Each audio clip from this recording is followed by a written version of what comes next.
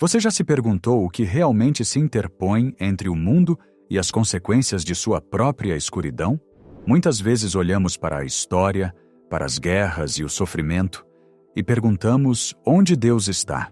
Mas os místicos, aquelas almas escolhidas para ver além do véu, nos contam uma história diferente. Eles nos dizem que Deus não está ausente. Pelo contrário, Ele está ativamente contendo uma maré de justiça que nós, através de nossas ações, convocamos sobre nós mesmos. Hoje, viajamos de volta a um momento aterrorizante e profundo na vida do Padre Pio. É o ano de 1915. O mundo está sangrando, e no silêncio de uma oração matinal, o humilde frade testemunha uma visão que revela o peso esmagador do pecado e o poder ainda maior da misericórdia. Ele viu o braço de Deus Pai erguido e pronto para golpear, e ele viu quem e o que o estava segurando. Antes de entrarmos neste profundo mistério, convido você a se juntar ao nosso círculo de oração hoje. Qualquer fardo que você esteja carregando, qualquer medo que pese em seu coração, coloque-o nos comentários abaixo. Se não conseguir encontrar as palavras, escreva simplesmente Amém. E ao rolar a página, se vir a oração de outro, por favor, responda com uma palavra de encorajamento. Neste simples ato de caridade, lembramos uns aos outros que, mesmo nos tempos mais sombrios, ninguém caminha sozinho. Para entender a gravidade do que Padre Pio viu, devemos primeiro transportar nossos espíritos de volta à atmosfera caótica de abril de 1915. O mundo havia perdido sua inocência. A Grande Guerra, o que agora chamamos de Primeira Guerra Mundial, devastava a Europa. Era um conflito diferente de qualquer outro que a humanidade já tivesse visto. Industrializado, brutal e aparentemente sem fim. As trincheiras cavavam cicatrizes profundas na face da terra, e o cheiro da morte pairava pesado sobre nações que outrora se orgulhavam de civilização e progresso. Para muitos, esta guerra era um sinal de fracasso político ou da ambição de reis. Mas para o Padre Pio, olhando dos claustros com olhos espirituais, a guerra era algo muito mais aterrorizante. Era um sintoma de uma doença espiritual. Era uma manifestação de um mundo que havia virado as costas para o Criador. Foi neste contexto, numa manhã tranquila, que o véu entre o céu e a terra foi rasgado para o jovem frade capuchinho. Padre Pio ainda não era o famoso estigmático conhecido pelo mundo. Ele era um padre jovem, frequentemente doente, escondido, mas sua alma já era um campo de batalha pela salvação dos outros. Em uma carta datada de abril de 1915, endereçada ao seu diretor espiritual, Padre Agostino, Padre Pio relata uma experiência que o abalou profundamente. Ele escreve sobre uma visão de Jesus, mas este não era o mestre gentil caminhando pelo mar da Galileia.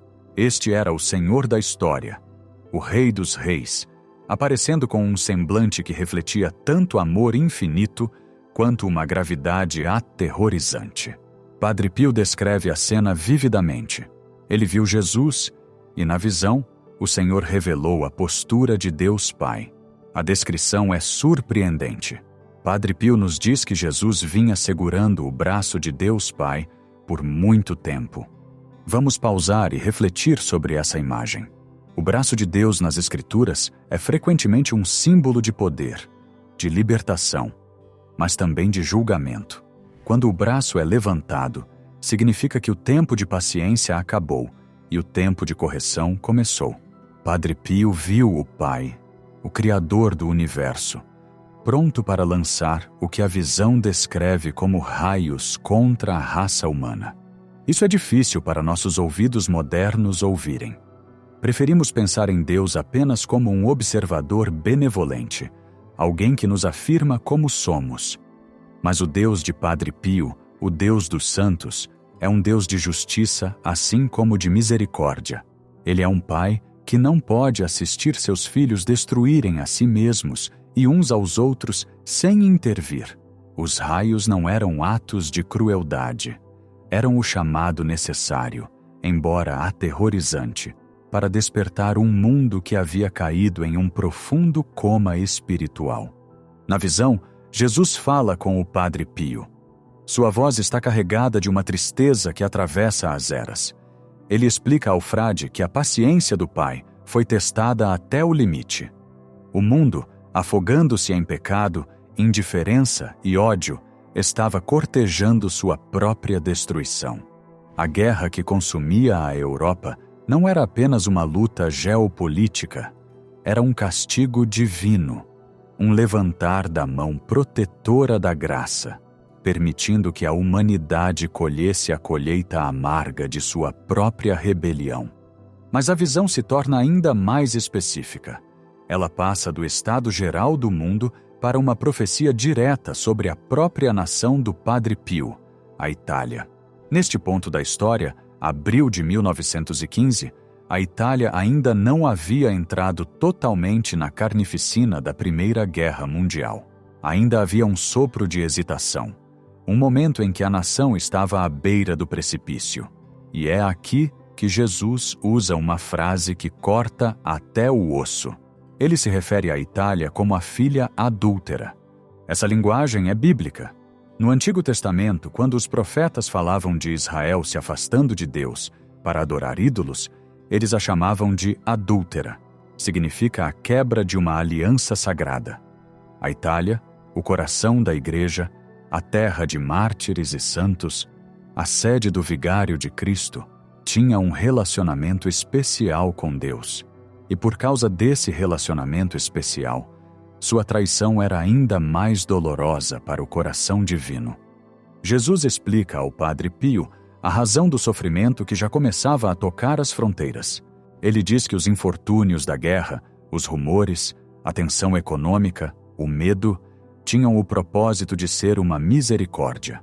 Eles tinham o propósito de fazer a nação examinar a si mesma. Este é um princípio espiritual profundo que muitas vezes ignoramos. Quando a dificuldade vem, quando as bases da nossa segurança são abaladas, é frequentemente um convite de Deus para olharmos para dentro. É um chamado para perguntar: onde depositamos nossa confiança? Construímos nossa casa sobre a areia? Jesus revela ao Padre Pio que as ameaças que pairavam sobre a Itália tinham a intenção de levar o povo de volta à oração, de volta aos sacramentos, de volta à dependência de Deus. Mas a tragédia, o desgosto da visão, reside na resposta da nação. Jesus diz ao Padre Pio que, em vez de se examinar, em vez de se arrepender, a nação não apreciou o amor de Deus. Os avisos foram ignorados. O chamado ao arrependimento foi abafado pelo ruído da política e do orgulho. E por causa dessa dureza de coração, Jesus declara que o pecado deles se tornou mais abominável. É uma constatação arrepiante. Receber a chance de se arrepender e recusar, isso acrescenta peso ao pecado. Ignorar o aviso é, em si, uma rebelião. E assim a profecia cai dos lábios do Senhor. Por causa dessa falta de arrependimento, porque a filha adúltera não retornaria ao pai, Jesus declara a consequência. Ele afirma que o mesmo destino que se abateu sobre os irmãos da Itália, as outras nações da Europa que já estavam se afogando no sangue das trincheiras, se abateria sobre ela também. Sabemos pela história que esta profecia se cumpriu com precisão devastadora. A Itália entrou na guerra. As montanhas tornaram-se cemitérios. As batalhas do Isonzo, a tragédia de Caporetto, centenas de milhares de jovens foram perdidos. O sofrimento sobre o qual Jesus alertou, os raios da guerra, atingiram a península com força total. Foi uma purificação pelo fogo. Uma tragédia que poderia ter sido evitada ou pelo menos mitigada se o chamado espiritual ao arrependimento tivesse sido atendido. No entanto, esta história não termina em desespero. Se terminasse, seria uma tragédia, não um testemunho de fé. O verdadeiro poder deste relato reside no que acontece a seguir, na interação entre o humilde frade e o Rei dos Céus. Padre Pio, ouvindo estas palavras, vendo o braço do Pai erguido, ouvindo o julgamento pronunciado contra seu povo, não recua. Ele não diz: seja feita a vossa vontade, de forma passiva e fatalista. Não. Ele faz o que um verdadeiro santo faz. Ele se coloca na brecha. Sua reação é visceral. Ele escreve que, ao ouvir isso, sentiu-se compelido, impulsionado por uma força maior que ele mesmo, a rezar. Mas note por quem ele reza. Ele não reza por si mesmo, não reza por segurança. Reza por pessoas que ele nem conhecia. Ele assume o peso da filha adúltera, o peso da nação pecadora sobre seus próprios ombros frágeis. Ele se coloca diante da visão de Jesus e começa a suplicar. Ele se oferece como vítima. Ele oferece seus sofrimentos, suas orações, sua própria vida em troca de misericórdia para os outros. E aqui está o milagre. Aqui está a revelação que deve encher cada um de nós de esperança trêmula. Jesus, que momentos antes falava de julgamento e raios, olha para o frade que reza. Padre Pio registra que Jesus concedeu essas orações. O Senhor, que é a própria justiça, é também o próprio amor. Ele não consegue resistir ao humilde clamor sincero de um de seus servos fiéis intercedendo pelos outros. Padre Pio escreve com um sentimento de admiração que Jesus nunca o recusou quando pedia em nome de outros. O braço do Pai, pronto para atacar, é contido. Não porque o pecado não fosse grande, ele era. Não porque o mundo não merecesse julgamento, ele merecia. Foi contido porque um homem, cheio do amor de Cristo, escolheu rezar. Esta visão nos ensina a dinâmica aterrorizante e bela da comunhão dos santos. Ela nos mostra que a história não é escrita apenas por generais e políticos, é escrita no silêncio do claustro, nos quartos escondidos onde os crentes caem de joelhos. O destino das nações pode ser mudado pela oração dos fiéis. Padre Pio percebeu naquele momento o imenso poder confiado a ele e, por extensão, a todos nós. Ele viu que os raios da justiça divina não são inevitáveis no sentido de que não possam ser mitigados. Eles são condicionais, pendem na balança entre a rebelião humana e a intercessão humana.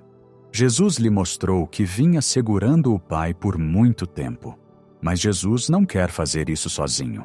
Ele procura almas que se juntem a ele nesta obra de intercessão. Ele procura almas que fiquem com ele, de braços estendidos, contendo a maré de escuridão com o poder do amor e do sacrifício. Padre Pio passou o resto de sua vida fazendo exatamente isso. Os estigmas que ele receberia mais tarde, as milhares de horas no confessionário, as noites de oração sem dormir, tudo isso foi uma continuação desta visão. Ele se tornou um escudo vivo para o mundo. Ele entendeu que a filha adúltera, fosse a Itália, ou o mundo, ou uma única alma pecadora, poderia ser redimida se alguém estivesse disposto a pagar o preço do amor. Ao refletirmos sobre esta visão de 1915, devemos nos perguntar: o nosso mundo de hoje é tão diferente? Não vemos os raios no horizonte? Não vemos os infortúnios destinados a nos fazer examinar a nós mesmos?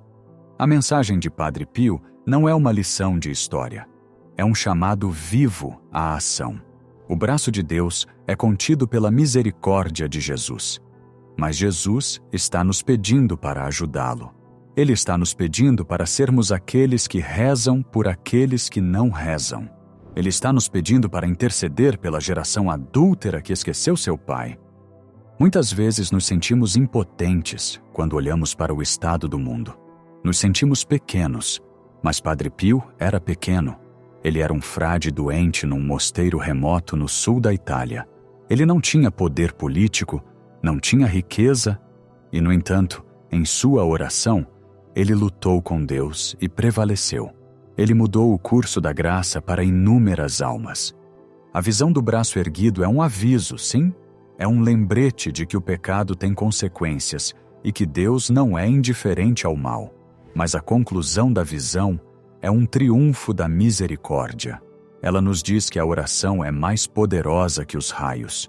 Ela nos diz que o coração de Deus pode ser tocado e seu julgamento transformado em misericórdia pelo clamor sincero de um coração fiel. Padre Pio viu o perigo. Ele não o negou. Ele não suavizou as palavras de Jesus sobre os pecados abomináveis da época. Mas ele não deixou o perigo paralisá-lo. Isso o mobilizou, levou-o aos joelhos. Que esta seja nossa lição hoje. Quando vemos as sombras se alongando sobre o nosso mundo, quando sentimos os tremores do julgamento e as consequências de uma sociedade que se afastou de Deus, não nos desesperemos. Não apontemos dedos com raiva. Em vez disso, façamos o que Padre Pio fez. Vamos ficar na brecha. Vamos oferecer nossos rosários, nossas missas, nossos pequenos sacrifícios diários por aqueles que não sabem que precisam de salvação. Rezemos pelos irmãos do nosso tempo, as nações e povos presos no ciclo de violência e pecado.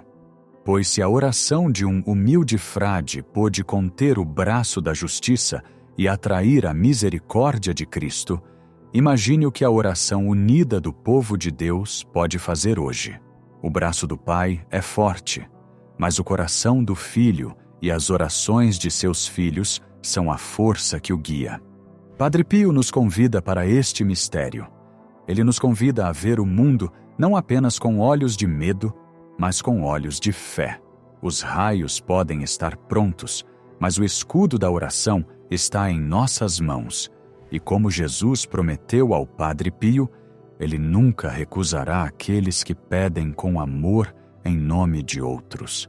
Tomemos este escudo, sejamos os intercessores do nosso tempo, pois na economia do céu, uma alma em oração pode salvar uma multidão.